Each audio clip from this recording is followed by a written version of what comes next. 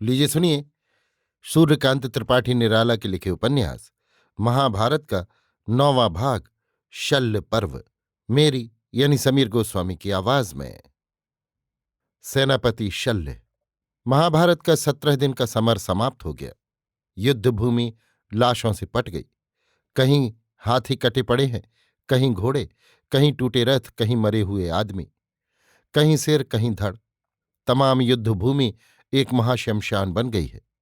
राजे महाराजे और साधारण सिपाही सब की एक दशा है।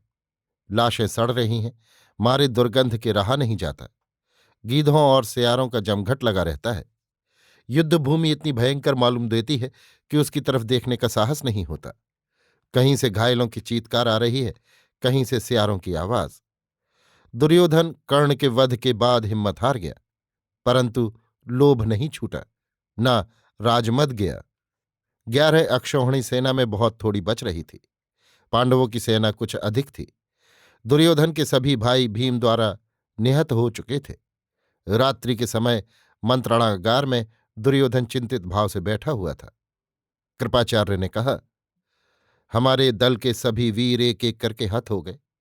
महामति भीष्म, आचार्य द्रोण, महारथ कर्ण और सैकड़ों रथी महारथी राजकुमार वीर युद्धायुद्ध में प्राण छोड़कर स्वर्ग सिधार गए हैं। जान पड़ता है विजय लक्ष्मी पांडवों से प्रसन्न है। उनके वीर अर्जुन, भीम, सात्यकी अभी तक बचे हुए हैं। मेरी राय से अब युद्ध न करके संधि कर लेना श्रेयस्कर होगा। कृपाचार्य की बात सुनकर दुर्योधन ने कहा, आचार्य कृप, आप उचित कहते हैं, परंतु पांडव अभी जीते हुए हैं, वे संधि क्यों करेंगे? यदि उनका पक्ष हारा हुआ होता तो ये बात संभव थी।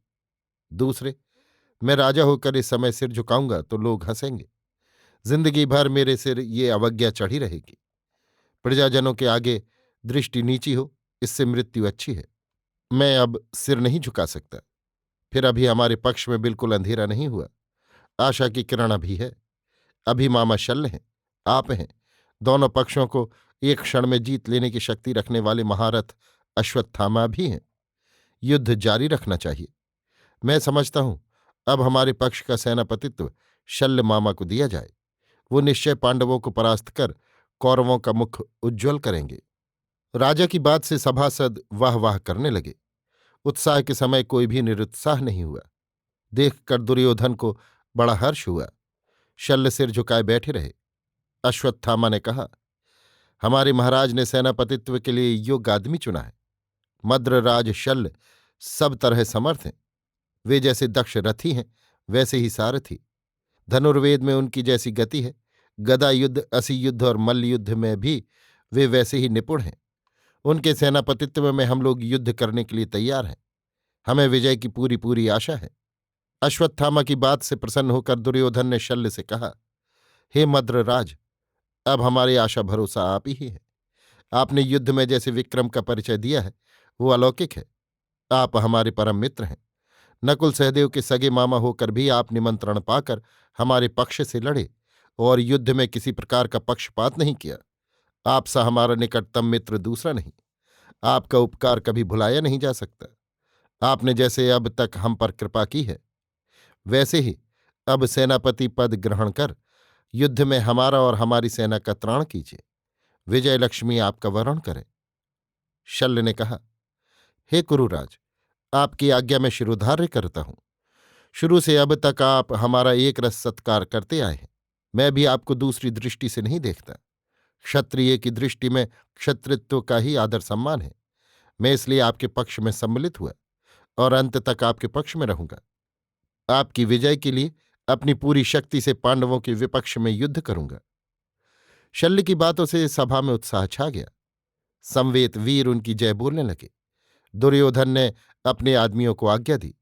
उन्होंने यथाविधि शल्य का अभिषेक किया। वीरों ने उन्हें अभिषिक्त देखकर हर्ष सूचक ध्वनि की। दुर्योधन के आनंद का ठिकाना न रहा। फिर एक बार पांडवों पर होती हुई विजय की आशा बंध गई। शल्यवध। प्रातःकाल पहले के अनुसार दोनों दलों की सेनाएं मैदान में आईं। शल्य सेनापति के रूप से सजे हुए सेना के सामने दिखाई पड़े। उन्होंने कौरवों की सेना का सर्वतोभद्र व्यूह तैयार किया और व्यूह के द्वार पर मद्र राज्य की अपनी सेना लेकर रहे। महाराज दुर्योधन व्यूह के मध्य भाग में कौरव सेना लेकर रहे। बाईं ओर संसप्तकों को लेकर कृतवर्मा रहे। दाईं ओर यवन सेना के साथ कृपाचार्य, अश्वत्थामा कंबोज सेना के साथ पृष्ठ रक्षा करने लगे। शकुनी और उलूक सामने आक्रमण करने के लिए अश्वारोही सेना लेकर रहे। शल्य की स्फूर्ति और धनुष टंकार सुनकर युधिष्ठिर ने अर्जुन से कहा, भाई, आज मामा शल्य सेनापति हैं। आज इनसे हम युद्ध करेंगे। तुम चिंता न करना। अब द्रोण और कर्ण का भय नहीं रहा। तुम इन बचे हुए संसप्तकों से लड़ो। भीम कृपाचार्य की सेना का मोर्चा लें। नकुल और सहदेव शकुनी और उलूक से लड़ें। धर्मराज युधिष्ठिर की आज्ञा के अनुसार संग्राम छिड़ गया। धृष्टद्युम्न, शिखंडी और सात्विकी युधिष्ठिर के सहायक हुए। शल्य पूरी शक्ति से पांडव की सेना का संहार कर रहे थे। देखकर युधिष्ठिर ने रथ बढ़ाया और शल्य की गति का रोध किया। शल्य ने युधिष्ठिर को सामने आया देखकर रथ रोकवा दिया। दोनों योद्धा एक दूसरे पर बाण वर्षा करने लगे। युधिष्ठिर का युद्ध आज आश्चर्यों में डालने वाला था। पल पल पर कितने ही तीर वो शल्य पर मारते थे, पर शल्य को एक भी चोट न लगी, बल्कि उन्होंने युधिष्ठिर के तीर काटकर उन्हें ही बाणों से पाट दिया। कुछ तीर युधिष्ठिर के लगे भी, देह से खून के फव्वारे छूटने लगे, पर युधिष्ठिर अविराम गति से युद्ध करते गए। इसी समय शल्य ने युधिष्ठिर का धनुष काट दिया। इससे युधिष्ठिर बहुत क्षुब्ध हुए। उन्होंने दूसरा धनुष लिया और एक साथ कई तीर इस प्रकार मारे कि शल्य का सारथी और घोड़े मर गए। शल्य को फंसा देखकर अश्वत्थामा आगे बढ़े और तुरंत शल्य को अपने रथ पर बैठा लिया। पांडवों को युधिष्ठिर की विजय पर बड़ा हर्ष हुआ। सेना जय बोलने लगी। शल्य से ये अपमान सहा न गया। वो दूसरे रथ पर चढ़कर उसी समय मैदान में आ गए और बड़ी क्षिप्रता से युधिष्ठिर से लड़ने लगे। युधिष्ठिर की मदद के लिए समय पांडव, पांचाल और सोमक आ गए और तीन तरफ से शल्य को घेर लिया। देखकर अन्य कौरवों को लेकर तुरंत दुर्योधन वहां पहुंचे। घमासान युद्ध होने लगा। इसी समय शल्य ने एक तीर ऐसा मारा कि वो युधिष्ठिर के लगा, पर चोट गहरी न पहुंची। युधिष्ठिर क्रुद्ध हो गए। उन्होंने शल्य को एक बाण कान तक धनुष खींचकर मारा, जिसके लगते ही शल्य को मूर्छा आ गई। इसी समय कृप ने एक तीर मारा, जिससे युधिष्ठिर का सारथी मर गया। शल्य की क्षणिक मूर्छा हटी। वो धनुष पर तीर चढ़ाने लगे। युधिष्ठिर को बिना सारथी का देखकर भीम ने ऐसा बाण मारा कि शल्य के धनुष के दो टूक हो गए। शल्य जब तक दूसरा धनुष लें, भीम ने उनके घोड़ों को मार डाला। चारों ओर से शल्य पर आक्रमण हो रहे थे। देखकर शल्य घबरा गए। उन्हें कोई उपाय न सूझा। तब वो ढाल और तलवार लेकर युधिष्ठिर को मारने के लिए रथ से कूद पड़े। भीमसेन ने देखा कि क्षण भर में शल्य धर्मराज के प्राण ले लेंगे। उन्होंने उसी क्षण एक ऐसा बाण मारा कि मूठ के पास से शल्य की तलवार के दो टूक हो गए। तलवार को व्यर्थ हुई देखकर भी शल्य हिम्मत नहीं हारे। वो बढ़ते हुए युधिष्ठिर के पास पहुंचे, पर युधिष्ठिर ने शल्य पर एक सुरक्षित शक्ति का वार किया। कोई बचाव न था। शक्ति शल्य के लगी। उनका सिर धड़ से जुदा हो गया। पांडव सेना जयनाद करने लगी। कौरवों में हाहाकार मच गया। सेनापति के काम आने पर कौरव सेना भागने लगी। पांडव सेना ने पीछा किया। सैनिकों के भागने और पीछा करने से मैदान में इतनी धूल उड़ी कि कुछ नजर न आता था। दुर्योधन अपनी सेना का पलायन देख नहीं सके। उन्होंने कहा, सारथी, हमारी सेना भाग रही है, इसलिए हमारा रथ मोर्चे पर ले लो। हमें लड़ता हुआ देखकर हमारी सेना लौट आएगी। दुर्योधन को सामने गया देखकर बचे हुए 11 भाई मदद के लिए गए। अर्जुन और भीम से लोहा लेना था। भीम दुर्योधन के भाइयों को देखकर क्रुद्ध काल की तरह युद्ध करने लगे। सेना को जब मालूम हुआ कि महाराज दुर्योधन अकेले युद्ध कर रहे हैं, वो लौट पड़ी और अपने राजा की प्राणों की बाजी लगाकर सहायता करने लगी। भीमसेन के प्रहार बड़े विकट हो रहे थे। दुर्योधन के भाई उनसे आत्मरक्षा नहीं कर सके। एक एक कर सब काम आ गए। अकेले दुर्योधन बच रहे। अब तक कौरवों की बहुत थोड़ी सेना रह गई थी। प्रायः 500 घोड़े, 200 रथ, 100 हाथी और 3000 पैदल। इसी समय सहदेव को अपनी प्रतिज्ञा याद आई। वो बाज की तरह शकुनी पर झपटे, लेकिन शकुनी के पुत्र उलूक ने सहदेव को रोका। दोनों में घोर युद्ध होने लगा। सहदेव क्रुद्ध थे ही। उन्होंने एक ऐसा तीक्ष्ण तीर मारा कि उलूक का वर्म भेद कर हृदय में पूरे फलक के साथ चुभ गया। उलूक के प्राण निकल गए। शकुनी ने अपनी आंखों अपने प्यारे पुत्र के प्राण निकलते देखा, जिससे उसे बड़ा क्षोभ हुआ। स्वभाव के पतित जन शोक के समय हृदय का बल बिल्कुल खो देते हैं। शकुनी निस्तेज हो गया। उसे क्रोध भी हुआ, जो कमजोरी का दूसरा कारण है। वो कांपता हुआ सहदेव का सामना करने के लिए आगे आया। सहदेव ने कहा, शकुनी, अब तक तुम बहुत बचे। तुम समझ लो कि अब तक बड़े बड़े वीरों के सामने तुम्हें किसी ने पूछा नहीं। आज तुम्हारा काल सिर पर मंडरा रहा है। ये समर क्षेत्र है, द्यूत क्रीड़ा स्थल नहीं। आज तुम्हारे सब दिनों के पाप निकलेंगे, नारकी। कहकर सहदेव ने शकुनी पर वार करना शुरू किया। शकुनी को सहायता देने वाली सेना बहुत थोड़ी थी। उसने देखा कि धनुर्वेद में सहदेव अधिक शिक्षित हैं। उनके सम्मुख कुछ देर ठहरना भी मुश्किल है। ये सोचकर वो तलवार लेकर मैदान में उतर पड़ा। सहदेव ने तीर मारकर उसकी तलवार काट दी। तब प्रास नामक अस्त्र उसने सहदेव पर चलाना चाहा, परंतु सहदेव ने उसी वक्त अस्त्र समेत उसके दोनों हाथ काट डाले। शकुनी बिल्कुल निरुपाय हो गया। इधर उधर देखा, कोई भी सहायता करने वाला न था। उसने जिनके लिए अधर्म किया था वे आज अंतिम समय में कोई न थे। उसे विदुर का उपदेश याद आया। साथ ही भय से विभीषिका देखने लगा। इसी समय सहदेव का एक पैना तीर चमकता हुआ आया और शकुनी के गले में लगा। शकुनी वहीं असहाय अवस्था में जूझ गया। दुर्योधन वध। शकुनी के मरने के बाद कौरवों में हाहाकार मच गया। जितनी सेना थी प्रायः सब भीम और अर्जुन के हाथों मर चुकी थी। अश्वत्थामा और कृपाचार्य जैसे गिने गिनाए कुछ ही योद्धा बच रहे थे। दुर्योधन ने देखा 11 अक्षौहिणी सेना महायुद्ध में काम आ गई। दुर्योधन को महामृत्यु से वैराग्य हुआ। वो अकेला गदा लेकर मैदान छोड़कर पैदल एक तरफ निकल गए। कुछ दूर पर उनके बनवाए सरोवर में एक स्तंभ था। उसके भीतर छिपने की जगह थी। वहीं जाकर वो छिप रहे। जिस समय वो सरोवर के किनारे जा रहे थे, कुछ इतर जन पांडवों के लिए गांवों से मछली मांस लेकर आ रहे थे। उन्होंने दुर्योधन को सरोवर में धंसते देखा। दुर्योधन के चले जाने पर मैदान खाली हो गया। पांडवों ने देखा दुर्योधन मरा नहीं, सोचा कहीं गायब हो गया है। कृष्ण ने कहा, बिना दुर्योधन का वध किए पूरी विजय नहीं कही जा सकेगी। फिर दुर्योधन बड़ा ही नीच है। उसके जीते राज निष्कंटक न होगा। कोई न कोई उपद्रव फिर खड़ा करेगा।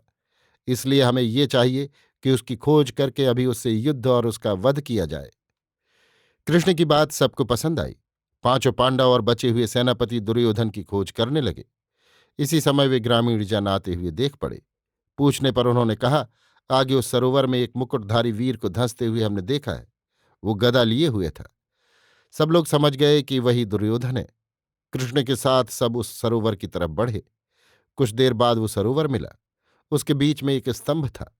कृष्ण ने अनुमान किया कि इसके भीतर छिपने की जगह अवश्य होगी। किनारे पर देखा तो एक आदमी के पैर के निशान बने थे, लेकिन उल्टे निशान थे, जैसे कोई सरोवर में गया हो, निकला न हो। पैर के चिन्ह सबने देखे। युधिष्ठिर ने कहा, यह दुर्योधन का ही पैर है, क्योंकि इसके निशान में पद्म का चिन्ह है। दुर्योधन के पैर में भी पद्म का चिन्ह है। कृष्ण ने धीरे से भीम से कहा, भीम, तुम दुर्योधन को ललकारो और व्यंग्य वचन कहो। दुर्योधन तीखे स्वभाव का व्यक्ति है। वो कटुक्ति सुनकर पानी के भीतर नहीं रह सकेगा, बाहर निकल आएगा। तब युद्ध में उसे परास्त करके उसका वध करना। भीम सरोवर के किनारे से दुर्योधन को ललकारने लगे, रे अंधपुत्र, तू अक्ल का भी दुश्मन था। पहले तुझे नहीं सूझा कि तू पांडवों से युद्ध नहीं कर सकता? पहले तूने संधि भी नहीं की। देश के वीरों को कटाकर भाइयों की जान लेकर अब खंभे के भीतर जाकर छिपा है। धिक्कार नराधम! जरा भी तुझे क्षत्रियत्व का गर्व हो तो निकल आ बाहर। लेकिन तू क्या निकलेगा? जान लेकर भागने वाले कायर! तूने सिद्ध कर दिया कि असल में तू कैसा था। भीम कटुक्ति कहे ही रहे थे कि दुर्योधन पानी से बाहर निकल आया। इसी समय उसके गुरु बलराम तीर्थयात्रा करते हुए उधर से जा रहे थे। कृष्ण से मिलने के उद्देश्य से वहां आ पहुंचे। उन्हें देखकर दुर्योधन ने भक्ति भाव से प्रणाम किया। बलराम दुर्योधन के गदा युद्ध के गुरु थे। महाभारत युद्ध का फल उन्हें मालूम हो चुका था। शांत चित्त से उन्होंने दुर्योधन को आशीर्वाद दिया। दुर्योधन ने कहा, गुरुदेव, आप बड़े अच्छे समय में उपस्थित हुए हैं। इस समय आपके अलावा मेरा हित चिंतक कोई नहीं। बलराम ने आश्वासन दिया कि उनके रहते किसी प्रकार का अन्याय न हो पाएगा। कृष्ण ने कहा, कुरुराज, अब आप युद्ध के लिए तैयार हो जाइए।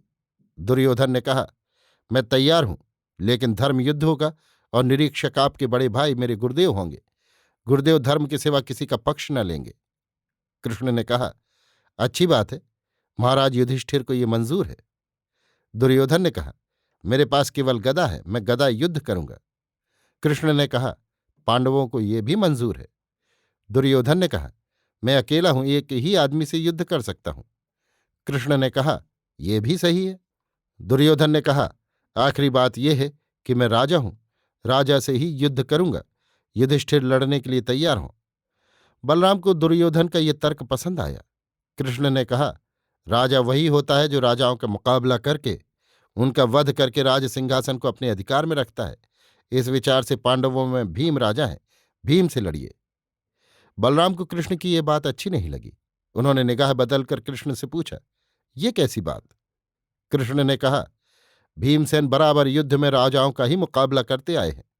उन्होंने जरासंध से लेकर महाभारत तक में राजाओं का ही सामना किया है और अपने बाहुबल से उन्हें पराजित करके वध किया है। दुर्योधन के कुल भाइयों को उन्हीं ने मारा है। दुर्योधन से लड़ने की उनकी बहुत दिनों की प्रतिज्ञा भी है। वो भरी सभा में अपनी प्रतिज्ञा सबको सुना चुके हैं। प्रतिज्ञा की बात सुनकर बलराम खामोश रह गए। दुर्योधन को भीम की प्रतिज्ञा याद आई। कुछ देर तक वो चुपचाप खड़ा रहा, फिर लड़ने के लिए तैयार हो गया। भीम और दुर्योधन गदा युद्ध के लिए मैदान में उतरे। दोनों गदा लिए हुए मंडलाकार घूमते रहे, फिर एक दूसरे पर वार करने लगे।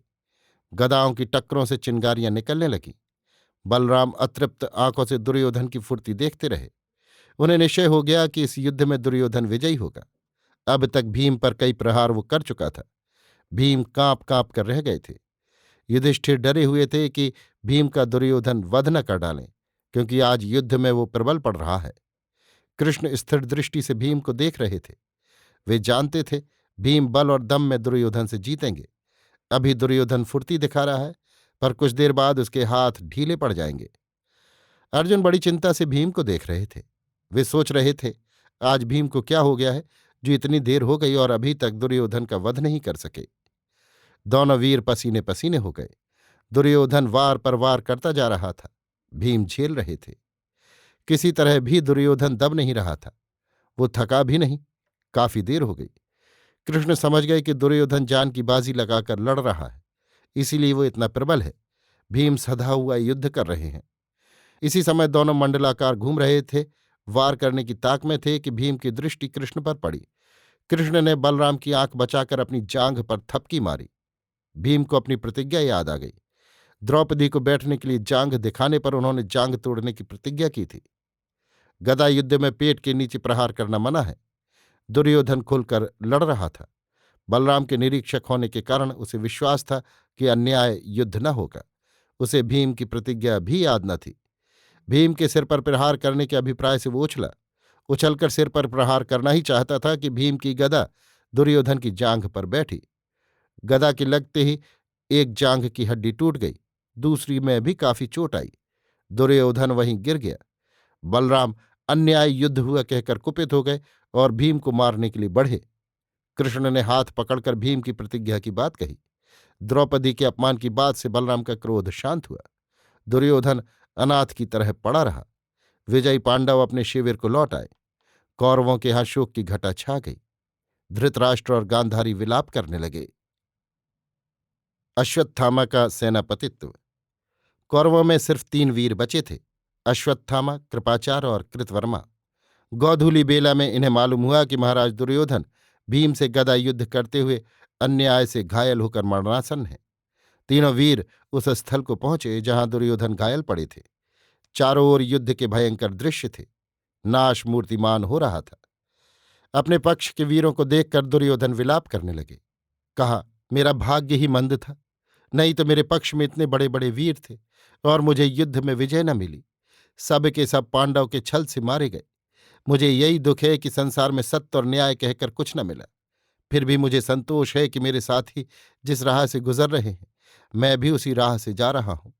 अगर ये सत्य है कि सम्मुख समर में प्राण देने पर मनुष्य को स्वर्ग मिलता है, तो मुझे स्वर्ग मिलेगा। लेकिन वीरों, भीम ने अन्याय युद्ध के अलावा मेरे गिर जाने पर मेरे सिर पर पदाघात किया है, कहकर दुर्योधन अभिमान से क्षुब्ध होकर रोने लगे। अश्वत्थामा को बड़ा दुख हुआ।